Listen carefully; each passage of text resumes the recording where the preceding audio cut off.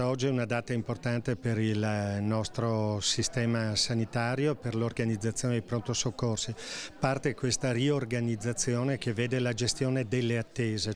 Rivoluzione sanitaria, da oggi entrano in azione anche al San Bassiano gli angeli del pronto soccorso, come li ha definiti il presidente del Veneto Luca Zaia, figure appositamente formate che serviranno da cuscinetto tra i pazienti in attesa di visita e i medici e infermieri attivi nel pronto soccorso. Cosa dovranno fare? Soprattutto cercare di capire qual è il disagio, il bisogno, magari l'incomprensione, la difficoltà della persona che sta attendendo, che arriva in pronto soccorso o che sta attendendo. Di certo la difficoltà maggiore, come abbiamo constatato anche oggi, sarà quella di tenere calme le persone che perdono facilmente la pazienza per eventuali ritardi nell'accettazione. Potrebbe anche essere che inizialmente le persone che aspettano, avendo la possibilità di interfacciarsi con una persona, possano anche esprimere tutto il loro disagio o, come dicevo prima, anche la loro irritazione. Sono persone selezionate e formate proprio per gestire le relazioni.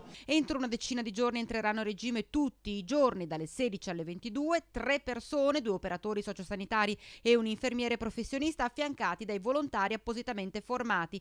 Silvia Dalla Rosa è il primo angelo del pronto soccorso. Aspettate, prima i signori, sì, poi io vi fate come andate qui e fate una citazione. Com'è andato questo suo primo giorno?